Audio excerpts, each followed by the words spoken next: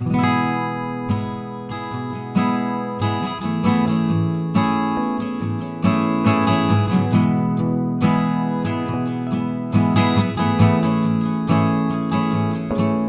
to the Hudson Institute. I'm Bryan Clark, a senior fellow here at the Institute and director of the Hudson Center for Defense Concepts and Technology. And we are honored to have with us today Representative Tony Gonzales from Texas, 23rd District, who is now in your second term in Congress. Goes fast. That's right. Well, so Congressman Gonzales is a representative, obviously, but more importantly, he's a retired Navy Master Chief cryptologist, which is very relevant to our conversation today, which is going to focus on how do we secure cyberspace and how do we make it so that our software and our hardware delivery pipelines for the United States remain secure and assured in the face of foreign and domestic threats. So thank you very much for being here. No, I'm excited. You know, I represent 823 miles of the southern border.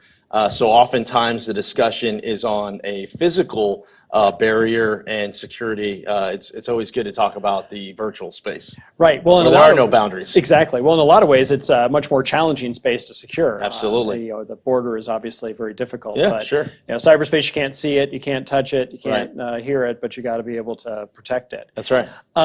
So how do you think we're doing as a country in terms of defending our critical infrastructure, our military systems, kind of those most important elements of cyberspace? And then how does that compare with maybe how we're doing in the commercial, consumer space? Yeah, to me, there's no doubt that the United States is the gold standard for cybersecurity, and there isn't a close second. Yeah. And you can see, just look to real world scenarios like the Ukraine-Russia war, where here we thought, Russia was this big 800-pound gorilla that was in the cyberspace that was going to do X, Y, or Z. And it turns out they're terrible, not only at cyberspace, but actual wars in itself. So I think that's a start. I mean, the United States is by far ahead of everyone else, but we can never rest on our laurels. And part of it is how do we bring our allies, natural allies, alongside us to make sure they're also up to speed.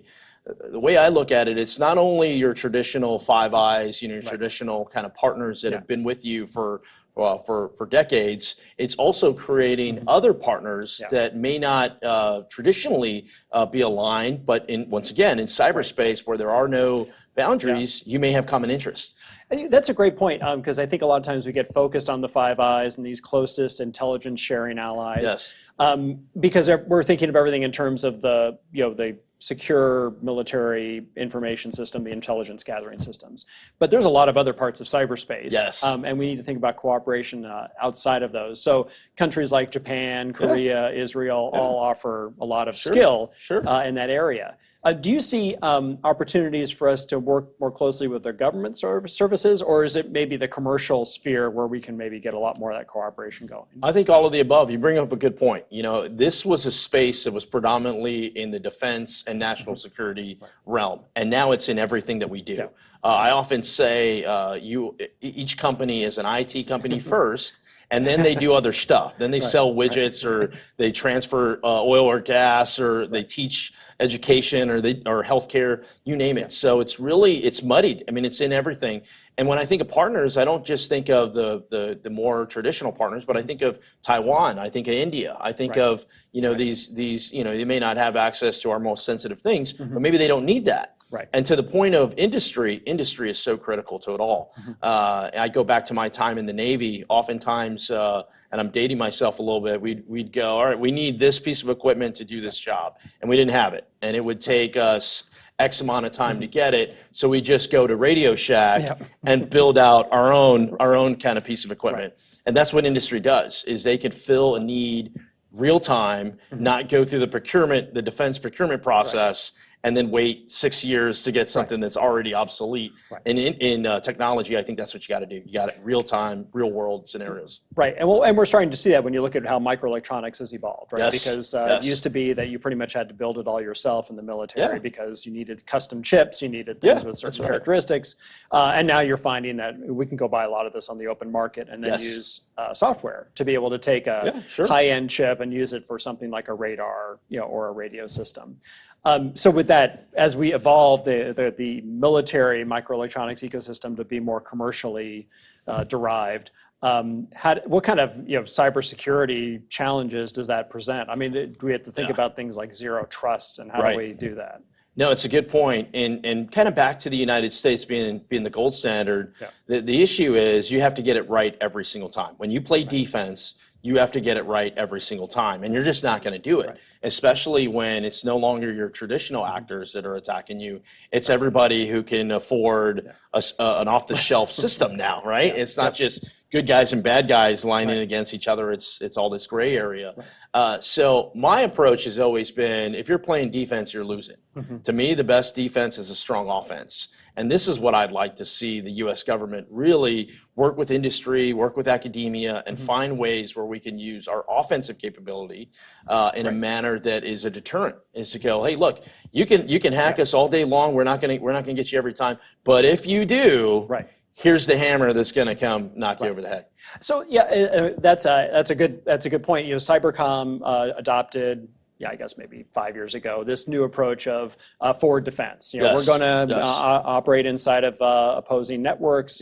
We're going to let them know sometimes that we are there to kind of put them on notice, and we're going to engage. Or we're not going to let provocations pass without some kind of response. But I've heard that that maybe isn't working consistently. I think there's also a problem with maybe commercial networks being brought into that. Do we need to think of expanding that model beyond just, I guess, the military systems where we probably have used it most frequently? Yeah, no, I think so. And it's really working through the bureaucracy in it all. I mean, do you want it to be, do you want the decision making to be at General Nakasoni's level? Or do you want it to be at the tactical level where there's a Air Force captain kind of making a decision? I'm not talking about shutting down a nuclear program or or some of these kind of very overt cyber tools. But I'm talking about some of these other things. Preventing a big part of it. The space is misinformation and disinformation. I mean, this is an area that bad actors live in, and they kind of take a truth and they spin it and they turn it into a half truth, and then ultimately it's a lie at the end. This is where the battle is being fought oftentimes. And so so we need to think about that. A good point about it's not just about responding to a computer hack or an attempted computer hack. It's also, how do I respond to misinformation that is going on my networks that's just as damaging as the hack.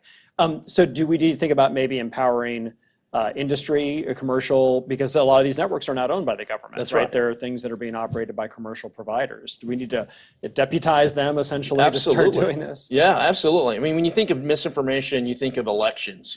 How do we secure our elections? How do we prevent external actors from influencing not only the United States, but let's say allies, or let's say jump balls. Let's say countries in Central and South America that you're seeing kind of change direction. I think that's important. But now let's add industry to it. Well, what happens when an actor comes and attacks your corporation and says, your cars fall apart after X amount of time, or your product causes cancer. I mean, this is the world that we're living in now, and to me, there's nothing more valuable than trust, right? When a company's trust in their product or in their service is their staple, and if you undermine that trust, all of a sudden, maybe I want Coke instead of Pepsi. So it just, I mean, the world is changing. And it's no longer, in the defense space. Right, and it can be sometimes a lot more damaging to a national economy than the Coke Pepsi discussion, right? So if you're looking at, if you're TSMC, for example, you are the national champion industry of Taiwan. And if TSMC suffers, Taiwan suffers. And the world. Right, and the world suffers. So securing both their networks and securing their reputation as a in terms of information, those are both things that the U.S. should be interested in, I assume. But we're obviously held back because they're not part of our the club of the Five Eyes or our intelligence sharing. I visited Taiwan about a little over a year ago, and I'll visit again here in a couple of weeks. And this is where I think it's important that the United States is the leader of the free world, and it's important that we go out there and build these relationships. We don't respond to something that already happens. We try to get ahead of the problem as much as possible. And to your point, when we've seen it when the semiconductor industry gets strangled, everyone pays for it, from the chips in your cars to your phones to everything, really. Right, So right. this is an area where it's absolutely in our best U.S. national interest to protect some of these industries, and it goes well beyond national defense. Yeah, so that brings up an interesting conundrum, right? So we're trying to make the supply chains more resilient and expand production to the United States through the Chips and Science Act. But also we don't want Taiwan to feel like we're trying to decouple ourselves from Taiwan. So how do we balance that? How do we make Taiwan feel like we're still behind them while at the same time expanding the supply chain to new places that maybe are going to be more resilient over the long term? I mean, a lot of it is about collaboration, having the discussion early and often, and not being afraid of these are my friends, and walking through this to go, we're not trying to create winners and losers. We're trying to create winners and winners, where it's good for everyone.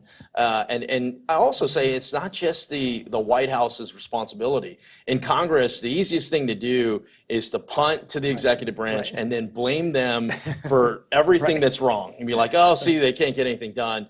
Members of Congress very seldom want to point the finger at themselves and go, wait a second here, we're an equal branch of government. We have a role to play.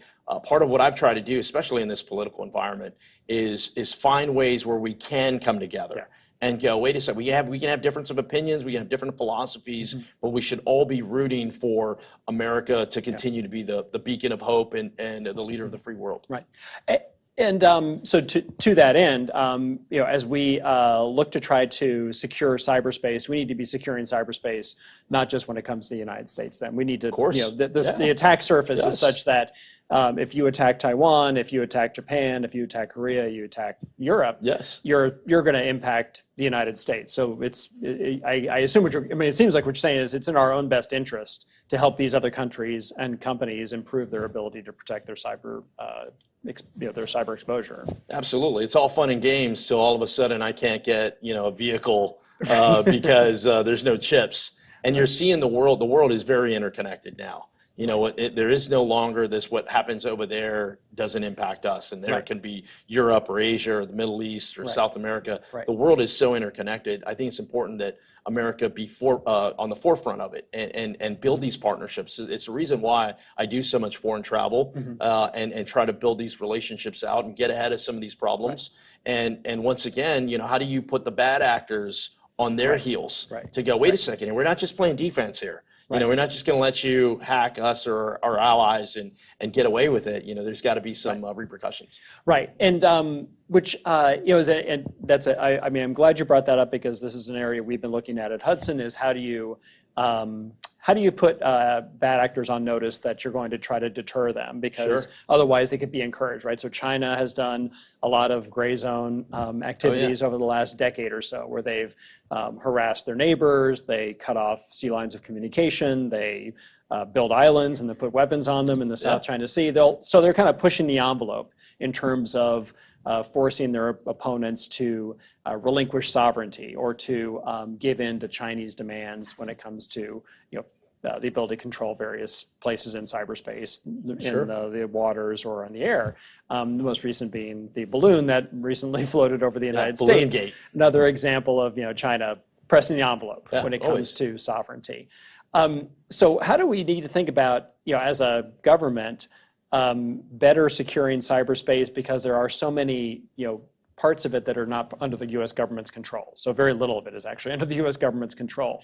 And Cybercom can only do so much to defend it, even with their kind of persistent engagement strategy.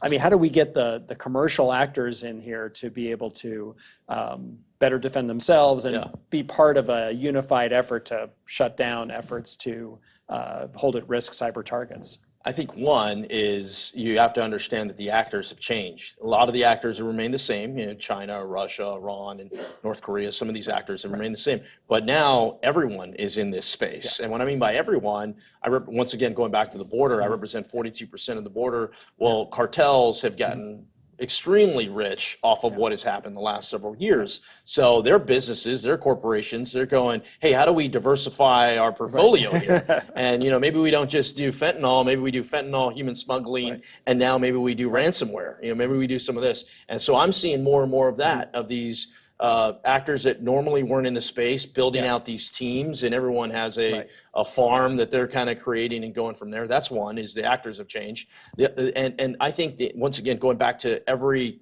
company is an IT company first, we have the expertise. We, the United States, has the expertise within our industries. Right. I look at it, and I introduced this bill last year, and I introduced it again this year. It's the Digital Core Act, and essentially what it does is, in case of emergency, and go back to in Texas about a year and a half ago, there was this huge winter storm that wiped everything out. You were without power. In some cases, you were without water for a week.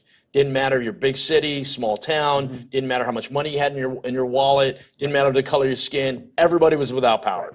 And so I envision that the next storm will be a cyber storm.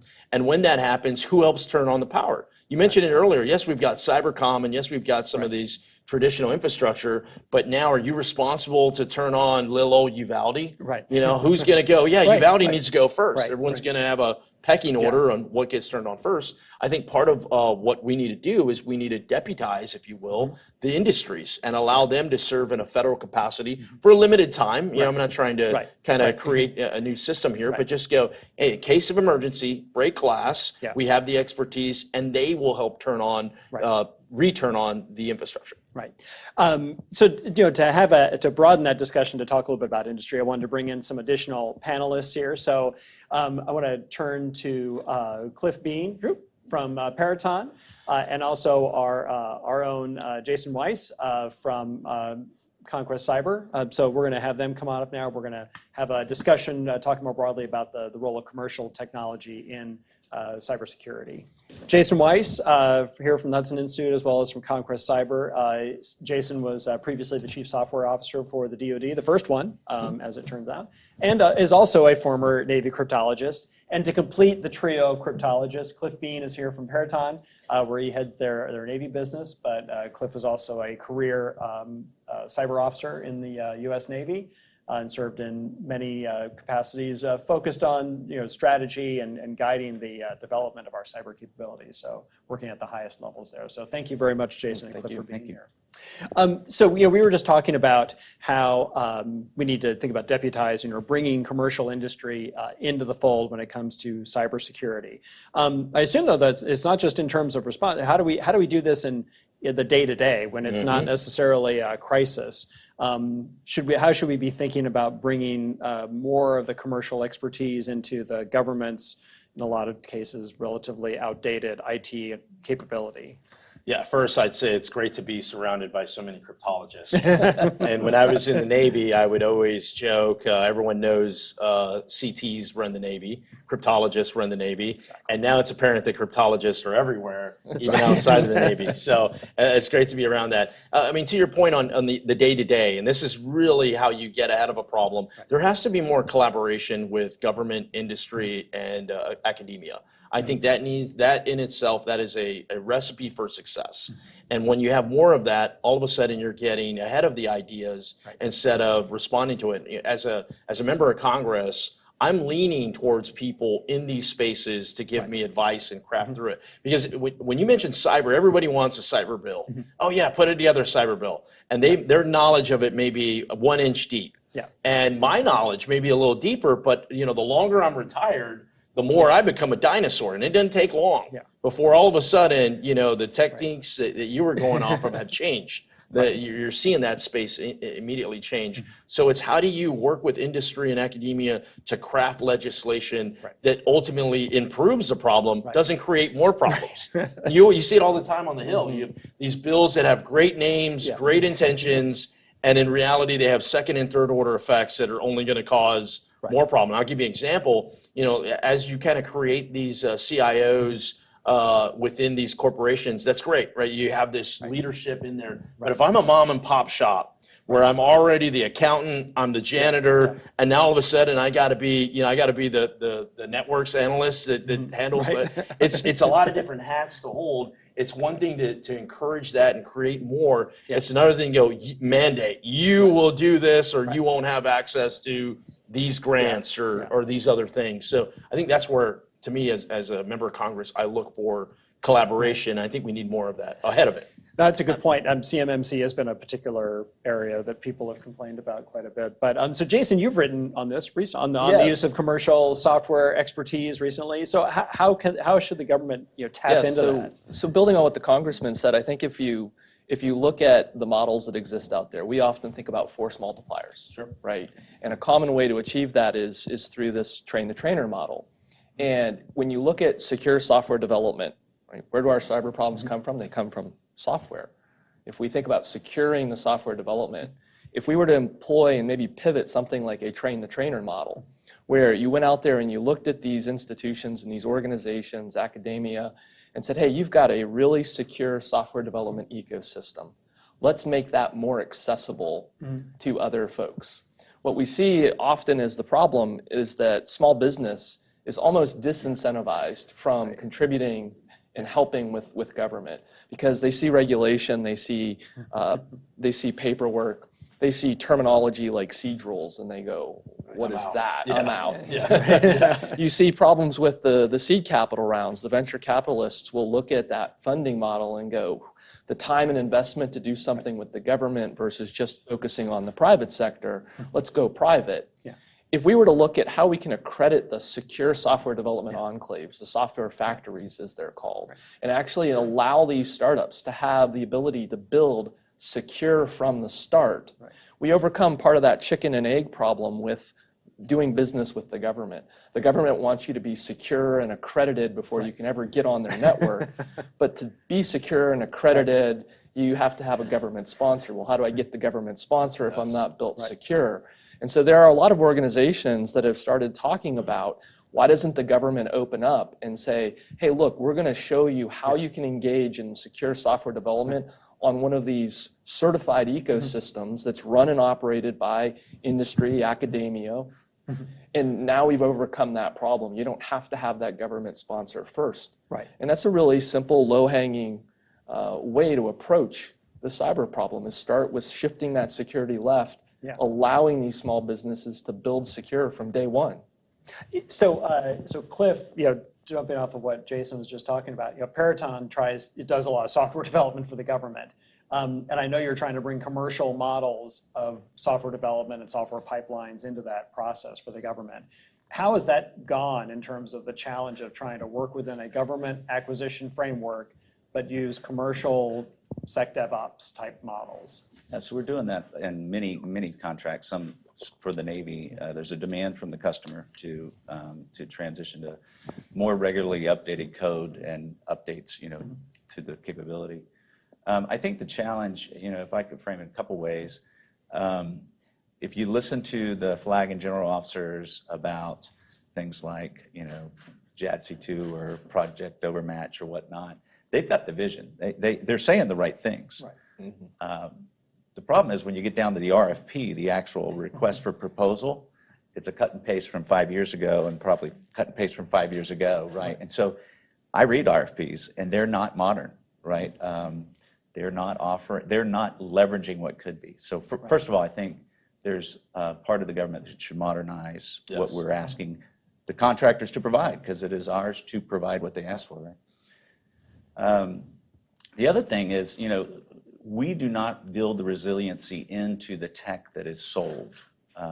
So, you go buy computers, first thing you got to do is make it government compliant, right? And we do that all the time. And so I think if you listen to some of the leaders in government right now talking about, cyber resiliency, baking it in instead of, modifying it after or going and patching. I think that is absolutely that. And companies like ours would then have less lift to make it government compliant because it started that way, right? And lastly, I would say we're missing out on some real innovative tech in startups and in the, what we call going from the garage to government, right? Because one, they do not have the money nor the desire to do business with the government because it's just too hard. And so they're looking for folks like us to make their stuff government compliant.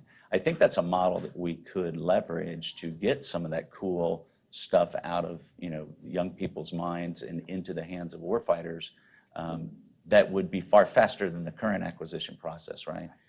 But if we started with better code, if we started with more secure software development capability, this becomes a lesser lift. So I think that answers. So Congressman, to get at that, I think one thing that jumps out is we need the expertise in the government to be able to ask for the right things from industry. Because you can say, I think we often say, let's turn this project over to a commercial provider because they can provide the up-to-date, latest technology. Right. They know what they're doing. But then you got to craft a RFP and a contract in a way that actually lets them do that.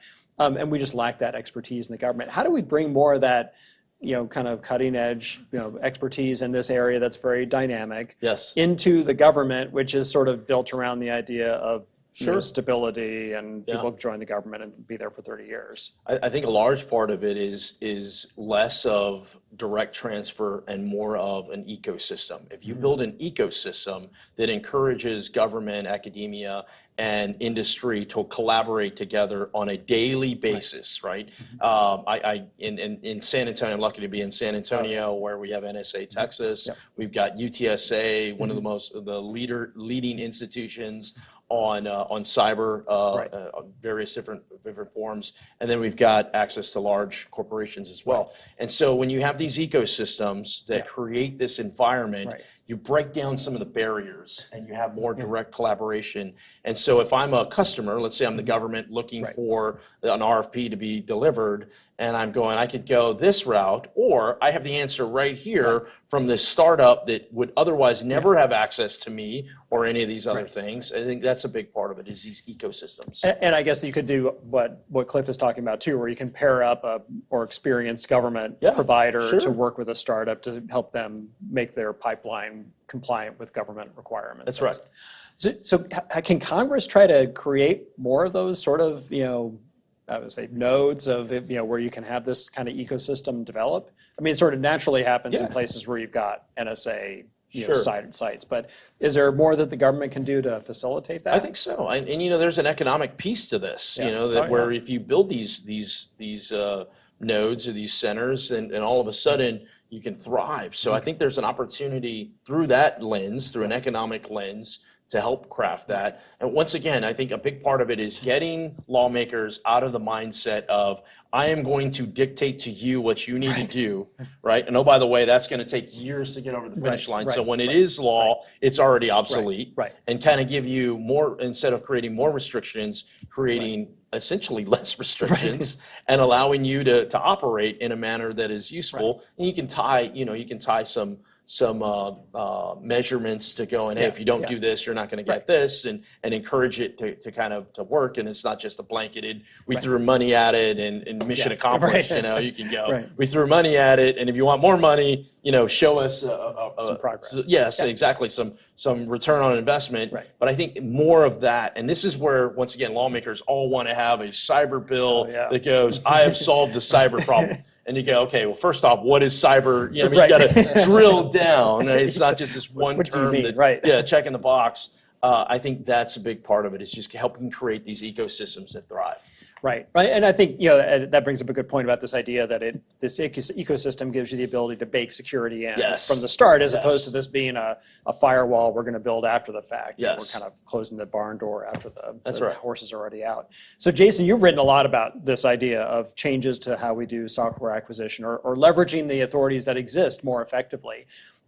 Because as the congressman's saying, we can create these ecosystems, and we've created the software acquisition pipeline, or a pathway rather, software appropriations. We've got consortia that can do OTAs. Is that working, or are those the tools that we need to use to create the kind of security bake-in approach you talked about? Yeah, Brian, I think we have a lot of tools in the toolbox, but right now they're not fully being exploited to their full advantage. So if you think about the software acquisition pathway, can anybody, to the congressman's point earlier, name an industry or a product or a technology that in some way, shape, or form isn't touched by IT? Right? Even the cereal that you buy off the shelf in the grocery store, there's all of the IT behind the marketing, the packaging, the actual running of the factory, et cetera, et cetera. So we have to get into this mindset that everything is touched.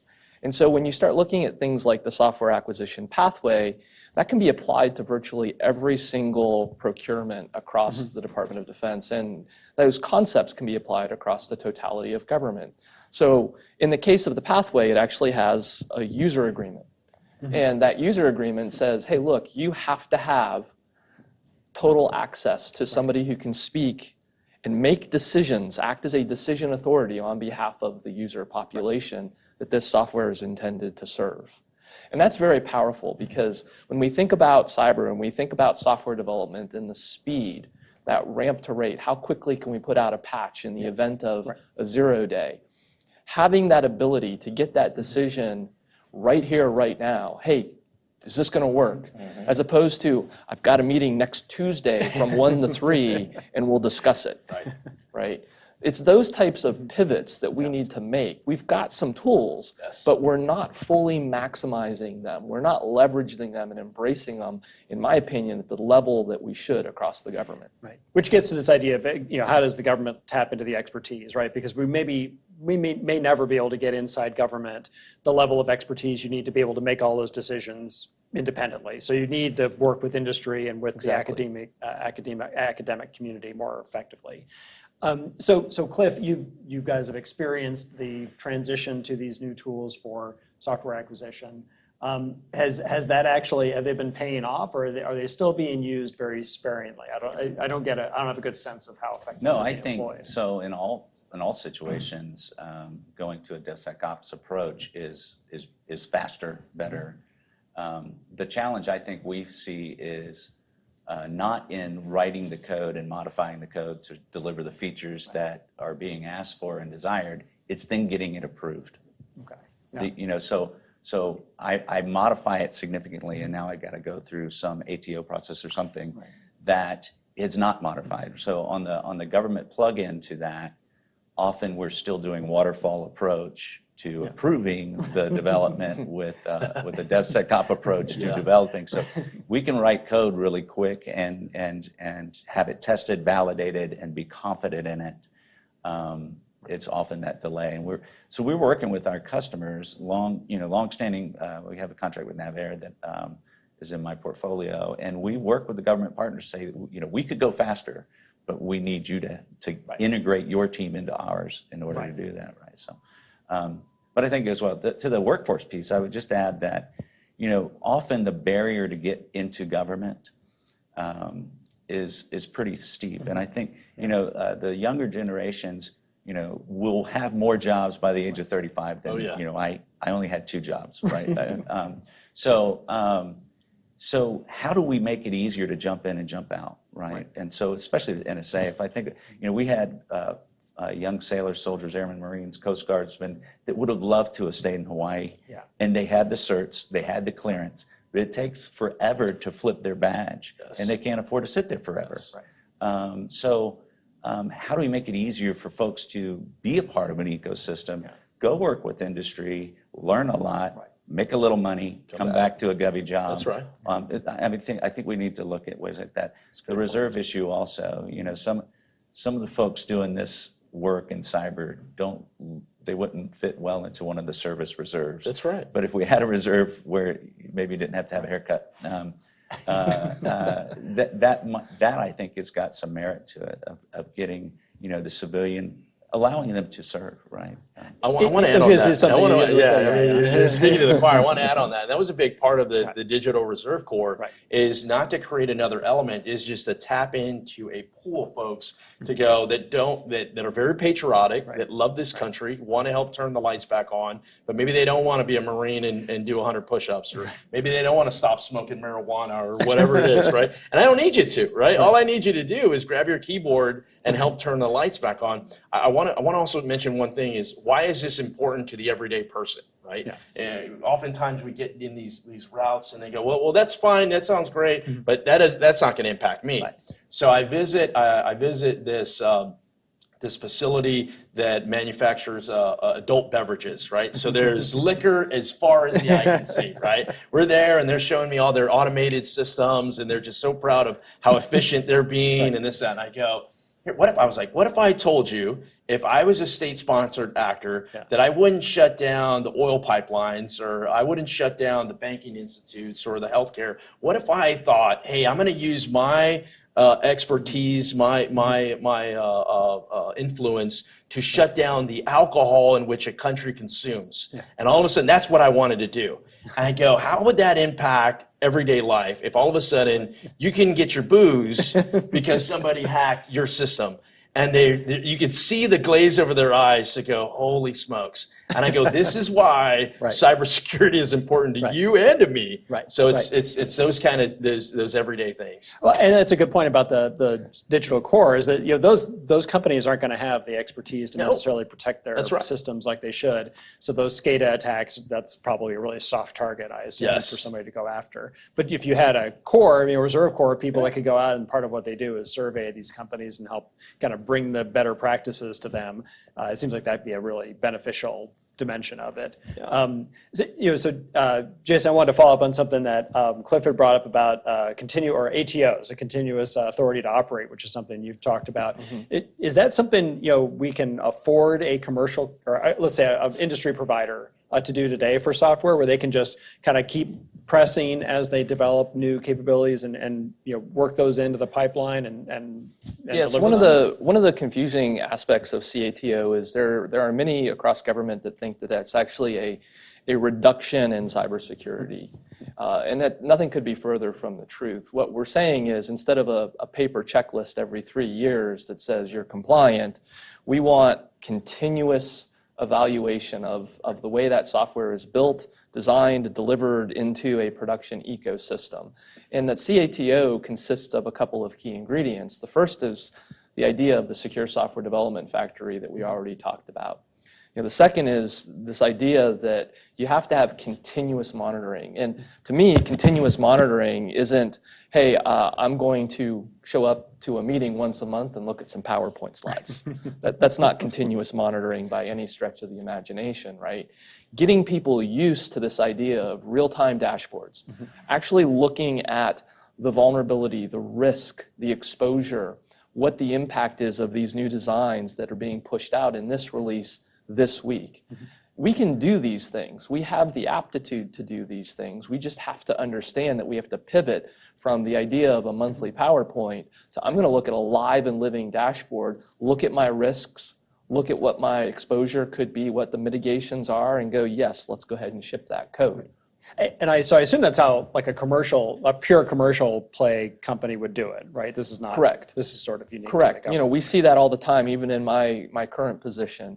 I have dashboards that give me deep insight into what the CVEs are, whether they're applicable or not, what the mitigations are, the ability to understand the totality of the microservices that are actually powering our system. It's all in a live and living color dashboard right there for me to make educated and informed decisions without waiting for a PowerPoint at the end of the month. So Congressman, that makes me wonder, the companies like the beverage company, Sure. that seems like it's going to be beyond their ability to handle. So when you talk to companies, like in your district, about this idea of being an IT company first and then everything else second, how are they? What do they say? Hey, I need the government to help me do this, or what? If you want me to do something different, you need to support me in doing so. Depends on the size of the company. I mean, the larger the company, that's already baked in. They have some expertise on it. And no one will tell you we're doing a terrible job. Right. Everyone is like, no. Those problems are out there. Inside here, we're doing an amazing job. And you know what? It's not in their best interest to say that, right? I mean, that's going back to the trust factor. If you do have an intrusion, who's going, hey, they got me. How do we prevent them from getting my neighbor? Everyone is keeping quiet. So there's all these individual silos that have to be broken down as well. I know we discussed a bunch of different items, and all that's great. I think the mindset and some of these things, but I look at it as, okay, what can you do today? Right? How do you impact things today? Right. Sitting on the appropriations committee is extremely powerful, where you can find these accounts that are doing good work, and you protect them and you grow them. And there's no doubt in the 118th Congress there's going to be cuts, and you got to be able to go. You can't do universal cuts and expect good things to happen. At the same time, the spending can't continue to rise the way it is. There's this balance. Part of it is members have to understand what they're cutting and what they're protecting, because you can break things.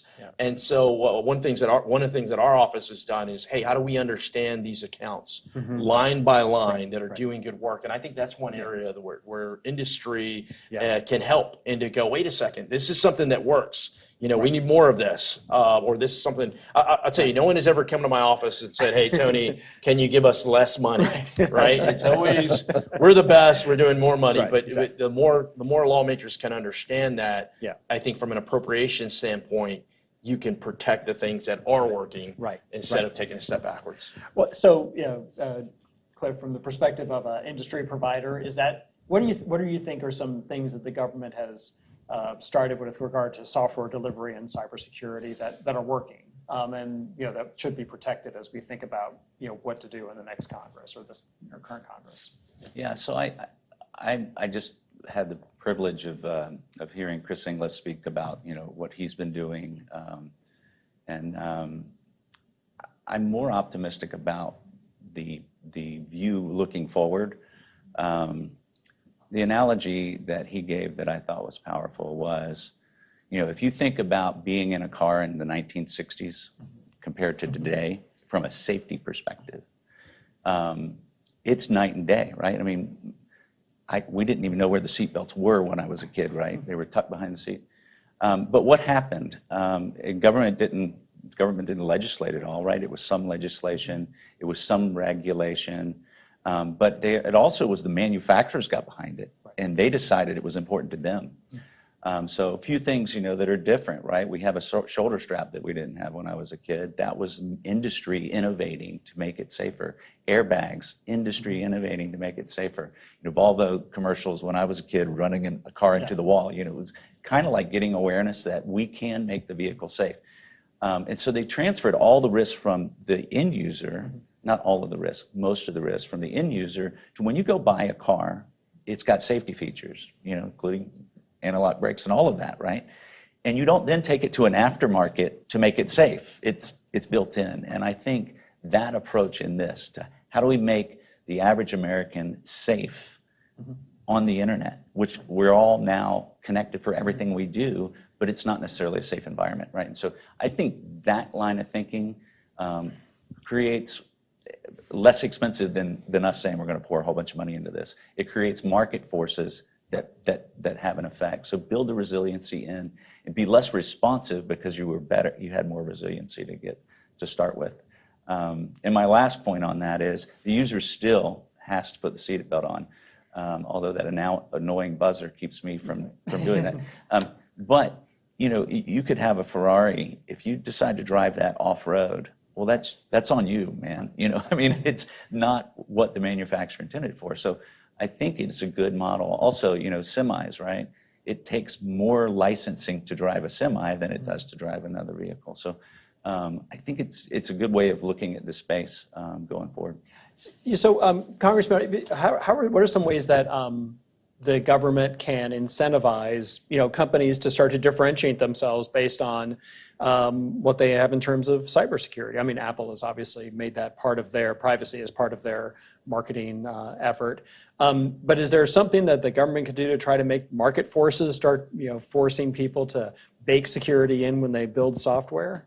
Yeah, two things come to mind. One is training and access to training. I think that's one big area that the government can do is encourage industry to get involved, and whether that's by providing clearances or access to very specialized training. Yeah. I think that is key to it. I think that gives an incentive. Why am I going to let my best, if I'm a corporation, why am I going to let my best people go off and do something else? No, I'm trapping them in the basement, shackling them to the desk. They got work to do. Exactly. But wait a second, if I can grow them and not pay for it, maybe I let a few of them out of the basement and go do something else.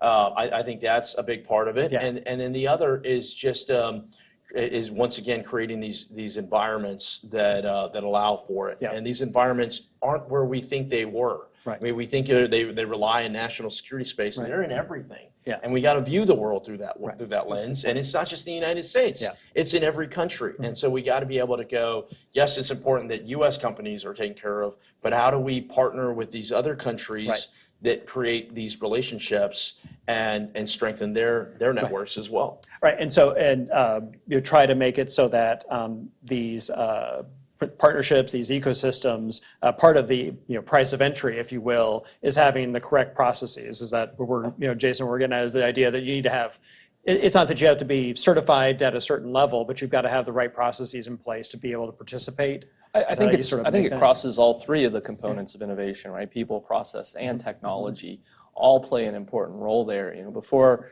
the event, Cliff and I were talking, and we were looking at the role of certifications. Right. And not everything requires a 4-year degree. Yeah. I was talking to some folks in my professional network, and they worked at a major college institution, well-known brand name, and they were indicating that they had this aspiration to bring cyber into more of the engineering disciplines, the structural, mechanical, chemistry, all of that has to think about the role of cyber. And there was a little bit of support so long as it didn't require more classes, that it would extend the degree time, and it didn't take away anything from the existing curriculum because of the various engineering accreditation that's required. So with that 13, 14 minutes that's left over, put all the cyber you want in there. And I think that really epitomizes where the 4-year institutions may not be the best source for some of our cyber needs. We may not need a 4-year degree. And I think the government in particular, as Cliff had shared with me beforehand, has an opportunity when we look at some of these job postings, when we look at what the government actually needs to execute on a contract. We may not need somebody that has a PhD behind their name to actually bring real value to the table and help strengthen our cyber resiliency. I want to add something briefly is oftentimes I would be the only Hispanic or minority in the room when we're talking about cryptology. And I think there's also an opportunity to go to untapped parts of our country and then you like, look, I don't need you to be a PhD in this. If I can get you up to speed in a very short period of time, you all of a sudden are making a livable wage, and that economically rises. I represent a district that's 70% Hispanic. And I go, we need to be going to some of these schools earlier. The earlier we start going to some of these schools, plant these seeds, whether it's in cyber or whether it's in space or some of these leading technologies, and then sell these trades or these certifications. And all of a sudden, from a workforce standpoint, it seems like everyone's fighting for the same. You're going to be an engineer, you're going to be a doctor. We're fighting for that same pool. The same STEM kids. How do you go to an untapped market and all of a sudden offer? And we're not talking yet. And if we look at the data, the BLS data said that in January we had 5.7 million unemployed Americans. Yes. At the end of December, BLS also reported there were 11 million job openings. Think about that, right? We take everybody that's unemployed, put them in a job, and we're still looking at roughly 4.3 million, 5.3 million that need jobs, or sorry, that need to be filled. Got tongue-tied there, right?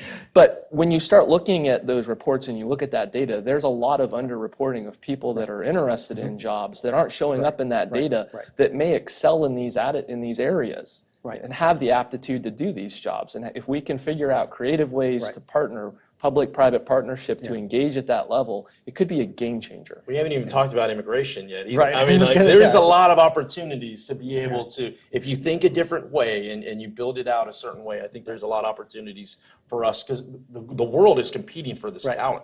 It's not just us. We all need it. How do we win that battle? That's what's so attractive about your ecosystem model is that you can have people come in through the educational system and they can they see opportunities for jobs because in that ecosystem there's going to be a bunch of employers. Or if you're coming in as an immigrant and you've got an H-1B visa and you're worried about, well, if I lose my job or is my visa going to go away and now I'm stuck? But there's other employers that are also in that ecosystem that might be able to give you an employment, and keep your visa going. So it creates a lot of stability that I think would be attractive to people to enter it from the workforce perspective. I want to open it up to questions from the audience, if there's any questions from the audience before we wrap up here. But one thing I wanted to ask about is the role of hardware. We talk a lot about with chips and hardware and how important is hardware to cybersecurity. Jason, I mean, as you've looked at this, how critical is hardware in the role of like zero trust as we think about using commercial electronics and a lot more national security applications, not just the military? It's definitely a consideration that can't be minimized. If you think about the underlying execution set in a CPU, for example, you're going to make certain assumptions when you're writing software that true is true and 2 plus 2 is 4, and that chip isn't going to fraudulently underrepresent or overrepresent something. Unfortunately, software developers with things like precision and rounding errors and floating point, there's enough places we can make mistakes on our own. But if we can't trust the underlying infrastructure that's powering our systems, there's a fundamental problem there, and that's going to take a lot of understanding about the supply chain. Right, right. It is, Cliff, when you've, in the work that you guys have done at Peraton, how much do you have to, think about the underlying, because you're using a combination of like military custom-built electronics and commercial electronics, I assume, in a lot of the systems that you guys write software for. Yeah, I think, so most of the foundational gear is stuff from Microsoft or, Amazon or what have you, right? We do develop some things from scratch, especially our labs, Peraton Labs, does a lot of leading edge stuff, mostly classified for government, right? But we're not fabbing our own chips, right? So, and very few places in America are. So you have to trust that it's going to do what you say it's going to do. When I was a young ensign, NSA made their own chips up at Fort Meade. We had bunny suits and we made chips, but it got to be too expensive because the miniaturization of twice as much processing power every year. We got out of that business, and then we let a contract to have a trusted foundry build our chips for national security communications. And so we paid a U.S. company to do that with all U.S. people. I don't know where we are today with that, but we did offshore it all, or most of it, and we do need to bring it back. We've got to be able to trust, especially with the demonstrated intentions of other nations to do bad things. We can't rely on them for our chips. In the metals too, right? Don't forget that you can't make chips without the metals, right? That's right. Right, and Congress has been taking a lot of action on that. I mean, this is an area where there's been a lot of focus, both in the Chips and Science Act, which is also looking at materials. So yeah, but believe it or not, people will lie to you. Right. If you go, hey, are you reshoring and nearshoring everything? Yes, of course we are, and they are at this percentage. Because they'd love to do it otherwise, but they can't. Right, you can't just all of a sudden turn something off and turn it back on in a different place as much as you want to. I'll give you an example. I visited Monterrey, Mexico, a few months ago, and Monterrey is this huge city, larger than Los Angeles, a couple hours from San Antonio. And they're like, hey, look, we're the perfect environment to nearshore all these things from Asia. But we don't have any water, right? We don't have any infrastructure, and then we don't have any people to run this deal. Yeah. And so when you kind of think from a government standpoint, from a Congress standpoint, you can't just go, mission accomplished, we passed this CHIPS bill, all of a sudden we won the war in nearshoring and reshoring. You got to be able to go, okay, what is actually happening, and how do you make it to a substantial point, not just a line that people lead with, and in reality, the bulk of everything still remains in Asia. Right. Well, and I get to your idea of you need more collaboration, both from the national, but then that state and local governments are also a big player when it comes to affording the kind of infrastructure you need for a factory or a fabrication plant to be viable. That's right. So it seems like having those systems set up is maybe a more important. That should be a focus of of legislation, is to let's set up the system so we can have this collaboration, and then let everyone take hold from there. If you build it, they will come. Exactly. Well, I think that's a great point to stop on. So, I'm sorry. Well, So, if you have a question, please do. Question, probably for Jason or Cliff, but. I'm Scott Cooper. I'm a retired Marine, and I work with Cliff at Peraton. Last week at a session at the German Marshall Fund, Nate Fick, the ambassador for cybersecurity, mentioned that a lot of the Russian cyber attacks against Ukraine have been ineffective because they've been able to push fixes to many of these vulnerabilities quickly, and that's one of the reasons they've not been effective. I thought, to a conversation Cliff and I had, he was on the George Herbert Walker Bush just a few years ago before he retired, the most advanced and newest aircraft carrier, and they were running Windows XP that came out in 2001. I did not work on a Commodore 64 in the Marine Corps, but I worked on some very, very old computers. That is one of the challenges I think that we face, is making sure that we have software and hardware that is up to date. How do we plan for that? And how do we ensure, especially also knowing that my personal computer was always newer and more up to date than what I was given by the government? Right. Yeah. So is that an area where, the Congress is, obviously when you're on the Appropriations Committee, you're looking at, well, where's the money going? You can spend a lot of money on IT and not necessarily get something for it. So is the DoD in particular, are they doing a good job at being able to apportion those IT resources in ways that allow you to keep the operational systems as up to date as possible? And should we be better, aligning ourselves with industry to take advantage of what industry can provide? Yeah, look, it's a difficult problem set. DoD in particular is a large organization, It's a lot of computers to cover, a lot of systems to cover. But of course, they'll tell you they're doing a great job, right? Those are all problems that everyone else has, but we're good. Everyone will always say the same thing. So I think as Congress needs to be that balance, that check and balance that goes, look, I'm happy to provide the resources to do that. Just show me my the American public's return on investment, and also push the envelope. Like maybe we don't have to do things the way we've always done things, especially when it comes to the information space.